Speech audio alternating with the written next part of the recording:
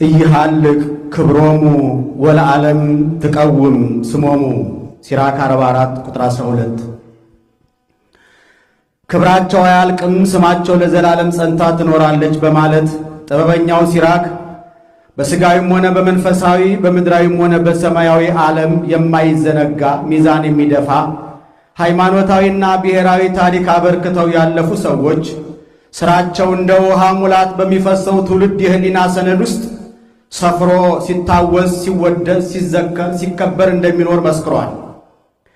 ወደዚህ ዓለም ከመጡት ተጓዦች መካከል ዛሬ በታሪክ ጎዳና ስማቸው ሲያንጸባርቅ የሚታየው መንፈሳውያን አባቶችና መንፈሳውያን እናቶች ዘመን ተሻጋሪ ታሪክ ያስመዘገቡት ስለ ብዙሃን ጥቅምና ደህንነት ራሳቸውን መስዋዕት በማድረግ ስለ እውነት በመመስከር እጅግ አስቸጋሪና ፈታኝ በሆነ ጠባብ መንገድ ተጉዘው ነው። በማህበረሰብ ውስጥ እንደ ንጋት ኮከብ ፈክተው የሚታዩ የብዙ ሰዎች አካል ሆነው የሚያልፉ በብዙ ዓመታት መካከል የሚገኙ ጥቂት ሰዎች ይፈጠራሉ። ገና ከልጅነታቸው የአዛውን ተላላኪ፣ ለደካሞች የሚራሩ፣ መንገድ ለጠፋባቸው አቅጣጫ ጠቋሚ፣ ሁሉ የሚያምናቸው፣ ልጅ አዋቂ የሚመርቃቸው አደራ ጠባቂዎች ሆነው ያድጋሉ። እነሱም ሆኑ ሌሎች ገና አያውቁትም እንጂ ይህ ጅማሬያቸው መዳረሻቸውን ይጠቁማል። እንደነዚህ ያሉ ሰዎችን ሕይወት የሰሩትን ሥራና ያሳለፉትን ገጠመኞች ብቻ ዘርዝረን የምንረዳው አይደለም። በእነሱ ልዩ መነጽር ውስጥ የተረሱ ይታወሳሉ፣ የጠፉትም ይገኛሉ። ወንጌልን የሚተርኳት ጽንሰ ሐሳብ ሳትሆን የሚኖሯት እውነት መሆኗን ፍንትው አድርገው ያሳያሉ። ሕይወት ጅማሬ ያለውና የእንደነዚህ አይነት ሰዎች ሕይወት አንድ ቀን የሚሊዮኖችን ልብ ይነካል ብለው በማይጠረጥሩት ሁኔታ ይጀመራል። በ1969 ዓመተ ምህረት ከአቶ ወንድሙ ተማም እና ከወይዘሮ ትክክለ ወርቅ ገብረ ዮሐንስ ገብረ ኢየሱስ ተወልዶ ስለ እግዚአብሔር በእርሱ ሆኖ የሚያከናውነውን ታላላቅ ሥራዎች ገና ባልተገነዘበችበት ደረጃ ትምህርቱን በከፍተኛ ውጤት ከመጨረሱም ባሻገር አገልግሎት ገና በጨቅላ ዕድሜው ስትጠራው ታናናሾቹንና በትምህርት ደከም ያሉትን ያስጠና ነበር። በተጨማሪም የሂሳብ መምህሩን ቦታ ተክቶ የክፍል ጓደኞችን በማስተማር ለብዙዎች የቀለም አባት ሲባል ገና ኮሌጅ አልገባም። ውድድሩን አሸንፎ የወሊሶ ከተማ አግሮ ቴክኒክ ትምህርት ቤት ተቀላቅሎ በከፍተኛ ውጤት እስከተመረቀባት ቀን ድረስ በነበሩ 3 ዓመታት ውስጥ በወቅቱ የምዕራብ ሸዋ ሊቀ ጳጳስ ከነበሩት ታላቁ መንፈሳዊ አባት ከብፁዕ አቡነ ዲዮስቆሮስ ወይም አባ ወልደ ትንሣኤ ግዛው መንበረ ጵጵስናቸውን ካደረጉበት በወሊሶ ደብረ ምጥማቅ ቅድስት ማርያም ቤተክርስቲያን በሰንበት ትምህርት ቤትና የሰርክ ጉባኤ ማገልገል ጀመረ። ከዚያ ጊዜ ጀምሮ ልቡ ሳይከፈልበት አይምሮ በወጣትነት ምኞት ሳይጠለፍበት ለ40 ዓመታት በአውደ ምሕረቱ ነግሶበት ኖሯል። ልጅ ሆኖ የሚያውቁት ዛሬ ላይ ሆነው ሲያጤኑት ገና በለጋ ዕድሜው የነበረችው ትጋት መዳረሻውን የምትጠቁም ነበር ይላሉ። ትምህርት ለእርሱ የእውቀት ጉዳይ ብቻ ሳይሆን የአገልግሎት ዝግጅትም ነበረች። ታዲያ ዛሬ የተሰበሰብነው አንድም ከኛ መካከል ስለተነጠቀው ሕይወት ልናዝን፣ አንድም በደስታ ልናመሰግን። ማዘናችን በመካከላችን ሆኖ የሚያስተምረን የሚያጽናናን የሚገስጸን አንደበት ዛሬ ዝምታ ተጭኖታልና በሐዘን ሲቃ እናነባለን። ደስታችን ደግሞ የእግዚአብሔር ወንጌል በእውነት ስትኖር ምን እንደምትመስል በተግባር ባሳየን ሰው የዕድሜ ዘመን እንድንኖር ፈቅዶልናልና ልሳኑ ከወንጌል ውጪ ጨዋታ እንዳልነበረች ስናስብ ልባችን በሐሴት ይሞላል። ዛሬ ቤተ ክርስቲያን የተሰበሰበችው አንድን ሰው ለማሰብ ሳይሆን ስብከት የሆነች ሕይወትን እንዘክር ዘንድ ነው። የዚች ሕይወት ስም ዘላለም ይባላል። ስምን መልአክ ያወጣል እንዲሉ ስሙ በአጋጣሚ የወጣ አይመስልም።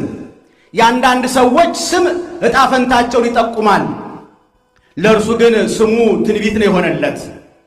የዚህ ዓለም ኃላፊ ጠፊ ነገሮችን ጠቅልሎ ጥሎ ስለማያልፈው ዘላለማዊ ሕይወት ሲል ኖሯልና ዘላለም የሚለው ስም ትንቢት ሆኖለታል። የጻድቅ መታሰቢያ ለዘላለም ይኖራል እንዳለ ነብዩ በመዝሙሩ የዘላለም ሕይወት በግለሰቦች ልቡና ብቻ ሳይሆን በቤተ ክርስቲያን ሕያው ትዝታ ውስጥ መከተቡን ስናስብ የነብዩን መዝሙር በአግባቡ ይገባናል። አንዳንዶች ዓለም በቃኝ ብለው ወደ ከተማ ወደ ገዳማት ገብተው በዋሻዎችና በተራራዎች ዝምታ መካከል ፈጣሪያቸውን ይፈልጋሉ። የእግዚአብሔር ሹክሹክታ ይሰማቸው ዘንድ የከተማ ጫጫታን ጥለው ወደ በረሃ ይኮበልላሉ። አንዳንዶች ደግሞ ከተማ ገብተው ፈጣሪያቸውን ይረሳሉ። ደግሞም እግዚአብሔር አንዳንድ ጊዜ እንደ ዘላለም ያሉ ብርቅዬ የከተማ የሚስጥር መነኮሳት ይነሱ ዘንድ ይፈቅዳል። በሰዎች መካከል እየኖሩ የበረሃ እርጋታና መንፈስ በውስጣቸው የሚመላለስ መናንያን አሉ። ዘላለም በከተማ ከሰዎች ጋር እየኖረ ልቡ ግን በገዳም በጸሎት ተጠምዳ ትኖር ነበር። ዓለም ምቾትን አልነፈገችውም፣ እሱ ግን በመጠን መኖር መረጠ። ዓለም ዝናን አጎናጽፈዋለች፣ እሱ ግን ትሕትናን መረጠ። ዓለም እረፍት ስትሰጠው፣ እርሱ ግን ድካምን መረጠ። ቅዱስ ዮሐንስ አፈወርቅ መነኩሴ ማለት በሰዎች መካከል እየኖረ መላእክትን ለመምሰል የሚተጋ ነው እንዳለ ዘላለም ይህንን ሕይወት ኖሮታል። በአውራ ጎዳናዎች ሁካታ በበዛበት የገበያ ቦታዎች በመንደሮች ቢጓዝም ነፍሱ ሳታቋርጥ በጌታዋ ፊት የቆመች እንደነበረች ሁለመናው ያስታውቅበታል። ጥቂት ያናገሩትም ዘለግ ብለው ያወቁትም ስለ ወንጌል ያለውን ኮስታራነት፣ ለማመቻመች ያለውን እምቢተኝነት፣ ቆራጥነቱንና በልቡ የምትነድ የወንጌልን እሳት በገጽታው ያዩበታል። ስለ ክርስቶስ ሳይሆን ራሱ ክርስቶስ እንደሚያውቀው ሆኖ አስተምሮናል። የኢትዮጵያ ተራሮችና ኮረብቶች ብዙ ተጓዦችን አስተናግደዋል። የአገልጋዮችን ዱካ ያውቃሉ። ሆኖም የዘላለምን አካል የተሸከሙ ጎዳናዎች ግን ያነገበውን ወንጌል ጠንቅቀው ያውቃሉ። ጥርጊያ መንገዶች አልቀው ጢሻ ቢሆኑበትም በበቅሎና በፈረስ ጀርባ ተጭኖ ሸለቆችን አቋርጧል።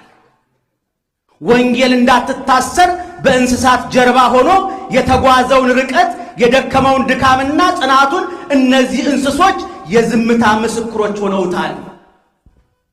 የተሽከርካሪዎችን ጉልበት የሚፈትኑ ተራሮች እርሱን አልበገሩትም።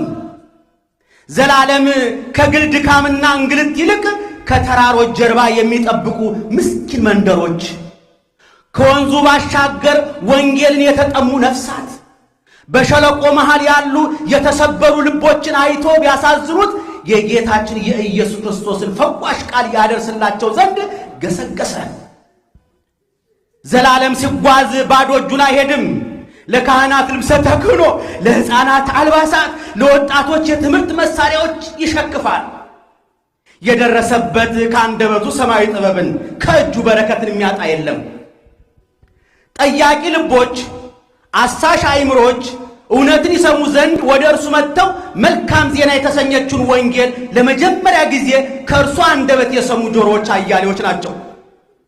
ቅዱስ ቄርሎስ ለሚያስተምራቸው ንዑሳነ ክርስቲያን እናንተ ከመንግሥተ ሰማያት ደጃፍ ቆማችኋል እንዳለ መምህር ዘላለም ለብዙዎች የመንግሥተ ሰማያት በር ይከፈትላቸው ዘንድ ምክንያት ሆኗል። በዛፎች ስርና በደሳሳ ጎጆች፣ በአጥቢያ ቤተ ክርስቲያንና በመንደሮች እንዲሁም ቤተ ክርስቲያን ካልደረሰችባቸው ጠረፎች ድረስ ሄዶ እምነትንና ጸሎትን አስተምሯል። ጊዜው ሲደርስም ብዙዎችን አስጠምቋል። እስኪ ለአንዲት ቅጽበት በአእምሮአችን እናስበው። ጥርት ባለ ሰማይ ስር በደሳሳ ጎጆ ባለች ቤተ ክርስቲያን ውስጥ አዳዲስ ክርስቲያኖች ተወልደዋል። ጌታ በወንጌሉ በአንድ ኃጢአተኛ መመለስ በሰማይ ደስታ ይሆናል እንዳለ በእነዚህ አዳዲስ ክርስቲያኖች መካከል መምህር ዘላለም ቆሞ ታገኙታላችሁ። ዕውቅናን እንደሚፈልጉ ለታይታ ሳይሆን በዳኑለት ነፍሳት እንደሚደሰት በጎ እረኛ በመካከል ቆሞ ታዩታላችሁ። ሰማያት በአንዱ መመለስ እጅግ ከተደሰቱ በዘላለም ምክንያት ስለ ዳኑት ቁጥር ስለሌላቸው ምዕመናን ምን ያህል ደስታ ይሆን? በሱ ስብከት ጭር ባሉ በረሃዎች መካከል የቅዳሴ ዜማ እንዲያስተጋባ ምክንያት ሆኗል። እንደ አባቶቹ ሐዋርያትም የወንጌልን ቃል በደረሰበት ሁሉ አዳርሷል። ዘላለም አልቃሻው ሰባኪ ይባላል። የትምህርቱ ኃይለ ቃል እንዳይደርቅብን፣ የደነደነው ልባችን ጭንጫ እንዳይሆንብን በእንባ እያረሰረሰ የወንጌልን ቃል ዘርቶብናል። ለፍጥረት ሁሉ የሚራራ ያለ እንባ ስለ እግዚአብሔር ይናገር ዘንድ አይቻለውም እንዲሉ አበው፣ ዘላለምም ስለ እግዚአብሔር ሲናገር ልቡ ሞልቶ ይገነፍልበታል። ስለ ኃጢአታችን፣ ስለ መከራችን፣ ከእግዚአብሔር ተለይተው ስለሚንከራተቱ ነፍሳት፣ ስለ ንስሐ፣ ስለ ድህነታችን፣ ስለ ክርስቶስ ፍቅርና ስለሚወዳት አገራችን አንብቷል። በጉባኤ መካከል የእንባ ሲቃ ተናንቆት መናገር ሲያቅተው በዝምታ ተመልክተናል። ዘላለም በፊታችን ስብከቱን ብቻ ሳይሆን ነፍሱን ሲያፈስ አይተነዋል። የዘላለም ሕይወት ያለ ቁጥብነት ለወንጌል ተሰጥታለች። ቅዱስ ጳውሎስ በመልእክቱ ወአንሰ ምክዕቢት አስተዋጻይኩ ወእሜጡ ሥጋዬ በእንተ ነፍስክሙ፣ ዳኑልኝ እንጂ ስለ እናንተ ገንዘቤን ብቻ ሳይሆን ራሴን በደስታ ከፍላለሁ እንዳለ ሐዋርያው፣ መምህር ዘላለምም ስለ ብዙዎች ራሱን ከፍሏል። ከዕለት ዕለት፣ ከወር ወር፣ ከዓመት ዓመት ወንጌልን በጉባኤ ከማስተማር አልወዘንም። ሌሎች ረፍትን ሲሹ እርሱ ግን ለነገ ጉባኤ ይዘጋጃል። ሌሎች ወደ መዝናኛ ስፍራ ሲሄዱ እርሱ ግን ወደ ጠፉ ነፍሳት ይሮጣል። ሕይወቱ በድሎት ሳይሆን በአገልግሎት ትተመናለች። ክርስትናን የሚናፍቁ ምዕመናን ቃሉን ይሰሙ ዘንድ ዘላለም ፖስተር ለጥፉልኝ፣ ማስታወቂያ ስሩልኝ፣ አበል ቁረጡልኝ አይልም። አንድ ጊዜ እንዲህ ሆነ። በ1998 ዓመተ ምህረት ለታኅሳስ በዓታ ዓመታዊ ጉባኤ አዘጋጅተን የሚጋበዙ የመምህራንና የዘማሪያን ፎቶ ያለበት ፖስተር እያሳተሙ በአብያተ ክርስቲያናት በርና በየታክሲው ላይ መለጠፍ የተጀመረበት ዘመን ነበረ። እኛም ወጉ አይቅርብን ብለን የመምህር ዘላለምን ፎቶ ያለበት ፖስተር አሳትመን በየአብያተ ክርስቲያናቱ አስለጠፍን። ሰዎች ነግረውት ይመስለኛል ደውሎ ከጣዖት ለማላቀቅ እያስተማርን ጭራሽ እኛኑ ጣዖት ታደርጉን፣ እግዚአብሔር ያስተምራል ብሎ የሚመጣ ይማር፣ ሕዝቡን ሰውን የሚከተል ግብዝ አታድርጉት፣ ሁለተኛ እንዲህ ባይደገም ጥሩ ነው ብሎ ተግሳጽ አዘል ምክር እንደሰጠኝ አስታውሳለሁ። ዘላለም 70 ሳንቲም ሳይቀበል ከተረሳች ከገጠር ቤተ ክርስቲያን እስከ ግዙፍ ካቴድራሎች ድረስ ሳይሰስት ወንጌልን አካፍሏል። በነፃ የተቀበላችሁትን በነፃ ስጡ እንዳለ በወንጌሉ ዘላለም ወንጌል በዋጋ ትተመን ዘንድ እምቢ ያለ ቆራጥ ሐዋርያ ነበረ። ቆስለው የሚያነክሱትን ወደ ለምለም መስክ የሚመራ እጅግ ደግ እረኛ ነበር። ወንጌል በምቾት መንደር ተቀብራ እንዳትቀር ወደ ቁስለኞች ድሆች፣ ወደ ሕመምተኞችና ጠያቂ ያጡ ብቸኞች በመሮጥ በተስፋ መቁረጥ ውስጥ ያሉ ምዕመናን ሁሉ ፈላጊያቸው፣ አስታዋሻቸው፣ አጽናኛቸው ዘላለም ነበረ። ወደ እርሱ የሚመጡ አብዛኞቹ የቴዎሎጂ ጥያቄ ከሚያስጨንቃቸው ይልቅ ሰባራ ልባቸው አላስተኛ ሲላቸው ነውና ለመንፈስ ቅዱስ አንደበት ሆኖ አጽናንቷቸዋል። የቤተሰቦችን ስብራት፣ የዝምተኞችን ሰቆቃ፣ የሱሰኞችን ድካም ተሸክሟል። በዓይን የማይታዩ የብዙዎች ቁስል ይፈወስ ዘንድ ከነፍስ መድኃኒት ከክርስቶስ ጋር አገናኝቶ የመዳናቸው ምክንያት ሆኗል። ዘላለም የጓለማውታ አባትም ይባላል። የዘላለም ርኅራኄ በከንፈር መምጠጥ ብቻ አልነበረም። በሱ ምክንያት ወንጌል የምትበላ ምግብ፣ የምትጠጣ ውሃ፣ የምትለበስ ልብስ፣ የመጠለያ ቤታቸው የሆነችላቸው ወላጅ አልባ ሕፃናትን ለመቁጠር ያስቸግራል። በእግዚአብሔር ፊት ያለች ንጽሕት ሃይማኖት ማለት ለጓለማውታና ለባልቴቶች በችግራቸው መድረስ ነው ይላል ሊቁ። ዘላለም ስብከቱን ኖሯታል። ይዲዲያ የተሰኘ ፋውንዴሽን አቋቁሞ ከ250 በላይ ወላጅ አልባ ሕፃናትን ቀለብ ሰፍሮ ሞግዚት ቀጥሮ በቋሚነት ሲያሳድግ ኖሯል። ዘላለም የአዛውንቶች ጓደኛም ነበር። ዓለም ከልቡናውና ከመንደሩ አውጥቶ የረሳቸውን አዛውንቶች እወቁልኝ ስሙልኝ ሳይል እንደ ደራሽ እንግዳ ከምግብና ከመጠጥ ጋር አገልጋዮቹን አስከትሎ ድንገት ከመካከላቸው ከተፍ ይላል። በዚህም ጊዜ ለካስ ፈጣሪ አልረሳንም እንዲህ ያደርጋቸዋል። ብራብ አብልታችሁኛል፣ ብጠማ ጠጥታችሁኛል የሚለው የወንጌል ቃል ስለሚቆጠቁጠው የአዛውንት ማዕከላትን፣ የማረሚያ ቤቶችን፣ ገዳማትንና ሆስፒታሎችን ሳያቋርጥ ይጎበኝ ነበር።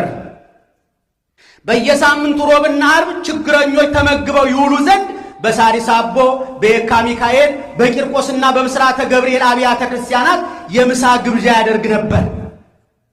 ዘላለም በአብይ ጾም በፍኝ ጥሬ ሲጾሙ ሰንብተው በትንሣኤ አፋቸውን የሚያድፉበት እንኳን ጾም ልጓሙን ፈታልን እየተባባሉ የሚገድፉበት ጥሪት ለሌላቸው ድሆች ይልቁንም ለምጽዋትም ሆነ ለእርዳታ በማይመች ሁኔታና ቦታ ላይ የሚገኙ ወገኖችን ምግብ እያሰራ በቡድን ሰው እየመደበ መኪና ያላቸው ምዕመናን እየጠየቀ በየክፍለ ሀገሩ ያሉ አረጋውያን እናቶችና አባቶችን የትንሣኤን በዓል በደስታ እንዲያከብሩ ያደርግ ነበር።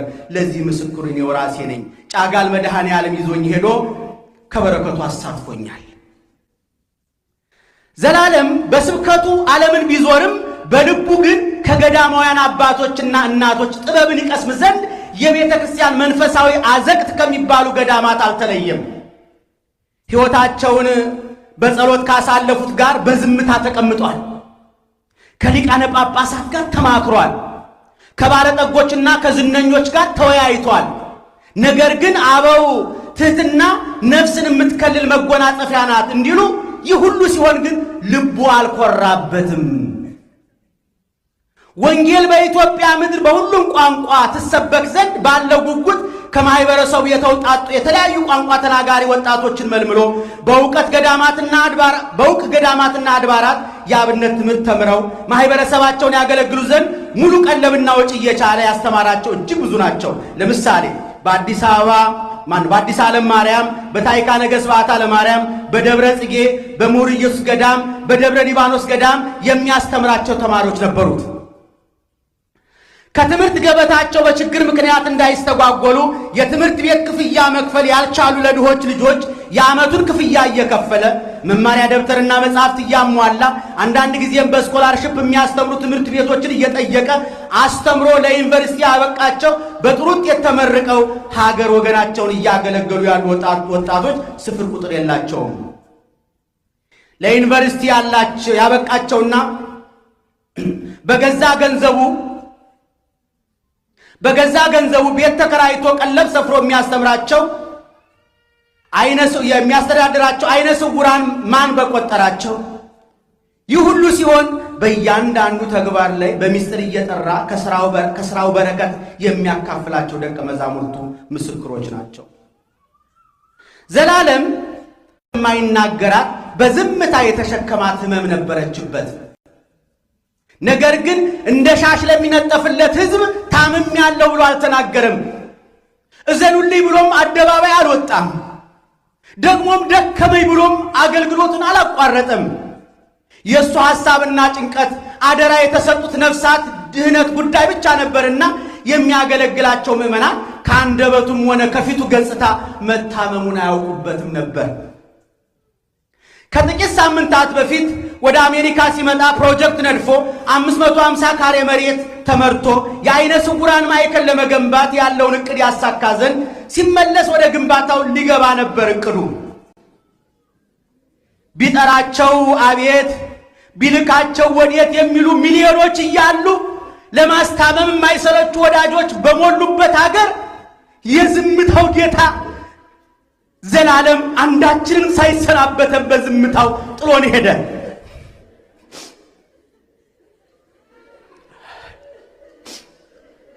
ቅዱስ ዮሐንስ በመልእክቱ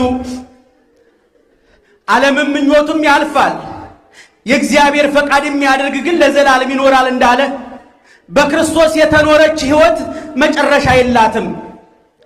ጻድቃን አይዘነጉም። ይልቁንም በቤተ ክርስቲያን ለም አፈር ላይ የተዘሩ ንጹሕ ዘር ስለሆኑ ስጋቸው ከበረሰም በኋላ እንኳን ያብባሉ።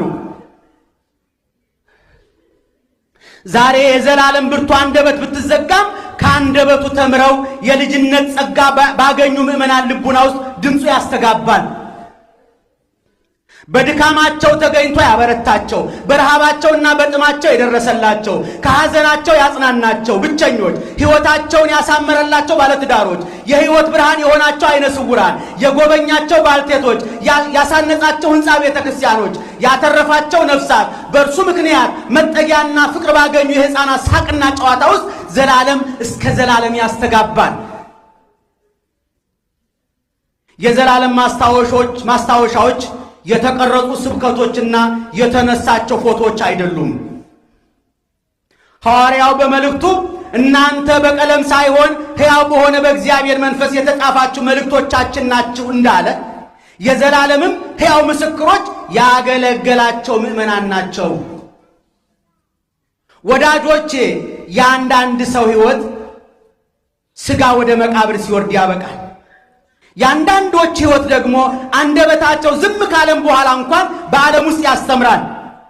የዘላለም ሕይወት ሁለተኛይቱን ትመስላለች።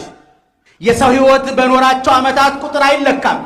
ይልቁንም በነካቸው ነፍሳት፣ በከፈታቸው ጎዳናዎች፣ በተከላቸው የሃይማኖት ተክሎችና ጥሎት በሄደው በርኅራኄ ውስጥ ይመዘናል።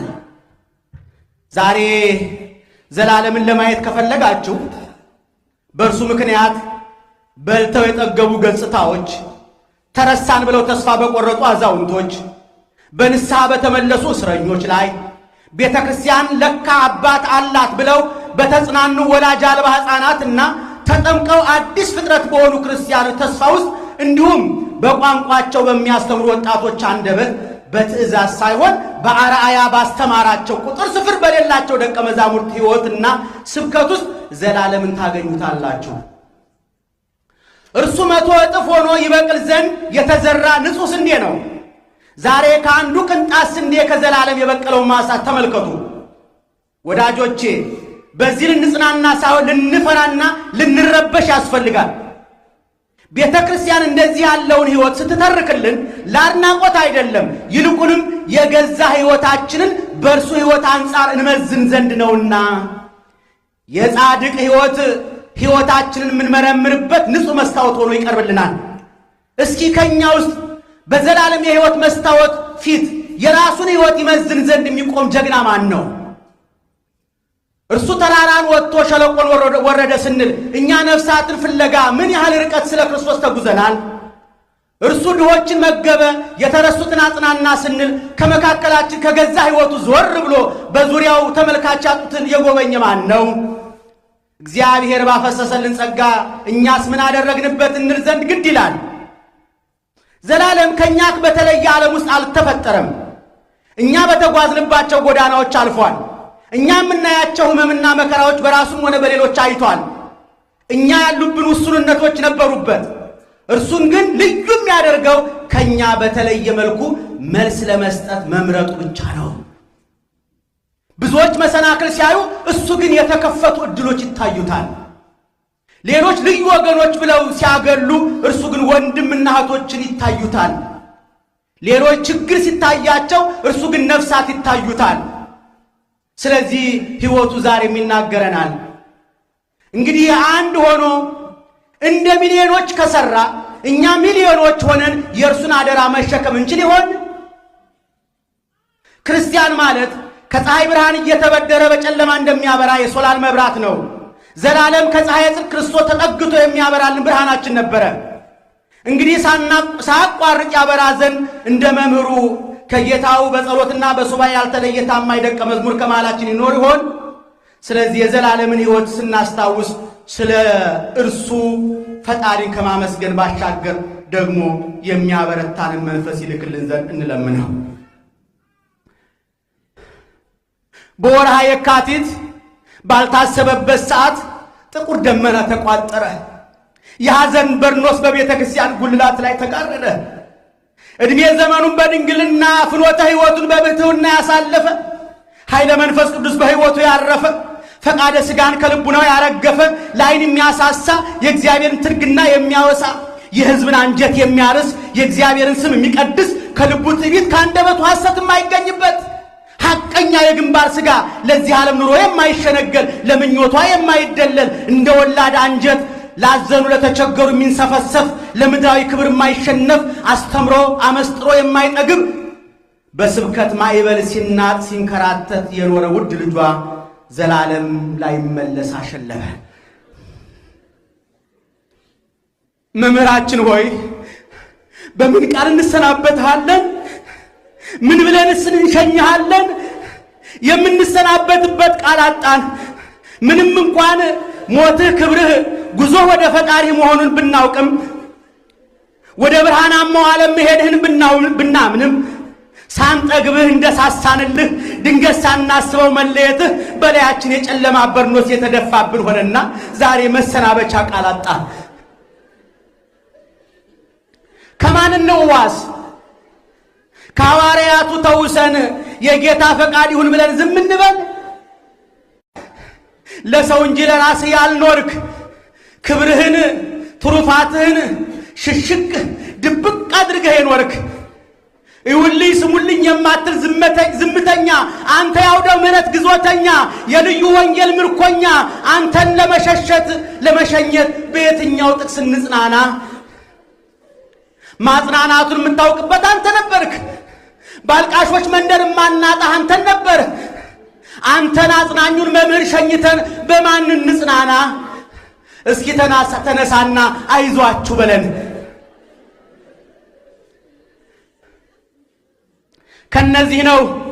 ከነዚያ ወገን ነው ሳትባል ከሊቅ እስከ ደቂቅ ከቄስ እስከ ጳጳስ ያለምንም ልዩነት ተወዳጅ ሆነ መክሊትህን ያካፈልከን ወይቱቦ ለጻድቅ ከይርአይ ሙስና ጻድቅህን ጥፋትን ያይ ዘንድ አትተውም እንዳለ ዳዊት። ይነጋል ይላሉ መቼ ይነጋና እያደር ይመሻል፣ ወዳጅ ወዳጆቹን እያየ ያሸሻል እንዲል ያገሬ ሰው። ከምርቱ ግርዱ ከስንዴው እንክርዳዱ በበዛበት ከአመፅ ብዛት የብዙ ሰዎች ፍቅር እንደ ጉም በተነነበት መከዳዳት መሸነጋገል እንደ ክብር በሚታይበት በዚህ ብኩን መጻጉዕ ዘመን ያላደፈች ነፍስህን በጊዜ ሰበሰባት። መምህራችን ዘላለም ሆይ ድንግል ማርያም ለልጇ ባለቀሰችው ልቅሶ እንሰናበታለን። መምህራችን ሆይ እነዚያ ሁሉን በርኅራኄ ለሚመለከቱ ቃለ ወንጌልን ከዓመት ዓመት በመዓልትና በሌሊት ለሚያነቡ ለፍቅር ዓይኖች እጅ እየነሳን እንሰናበታለን። መምህራችን ሆይ ፍጹም መረጋጋት ለተላበሰው ትሑት ለሆነው ገጽህ እጅ እየነሳን እንሰናበታለን። ከዋው እገሪሆሙ ለእለ ይዜንዉ ዜና ሰናይ የምስራች ወንጌል ተሸክመው የሚዞሩ ፈጣን እግሮች ብፁዓን ናቸው እንዳለ ሐዋርያው። ለነሐሴ ደብረ ሊባኖስ፣ ለመስከረም ግሸን፣ ለህዳር አክሱም ጽዮን፣ ለሐምሌ አቦ ዝቋላ፣ ለትንሣኤ ጎልጎታ በአራቱ ማዕዘነ ዓለም ወንጌልን ይዘው ለዞሩ እግሮች እጅ እየነሳን እንሰናበታለን። መምህራችን ዘላለም ሆይ ወንጌልን የዘወትር ጸሎት ላደረገ ለዚህ ዓለም ደስታ ላልተሸነፈ ዋዛ ፈዛዛን አሽቀንጥሮ ለጣለ ለርቱ አንደበትህ እጅ እየነሳን እንሰናበታለን። ለነዳያን ሥጋ ሠርከ ኅብስቱን ለነዳያን ነፍስ ቃለ እግዚአብሔር ለመጸወቱ እጆችህ እጅ እየነሳን እንሰናበታለን። ዕረፍተ ሥጋ ለማያውቀው የሕይወት ወንጌል ለሚያፈልቀው አስተዋይ ልቡና ለትሑት ሰብእናህ እጅ እየነሳን እንሰናበታለን። ዘላለም እንወድሃለን። ይተካል ይላሉ መተካት ነው ወይ? በትርንጎ ቦታ ቢበቅልም ዋይ ይላል ያገሬ ሰው። አንተን ማን ይተካ ይሆን? ተስፋ አንቆርጥም። ነፍስን በገነት ያኑርልን።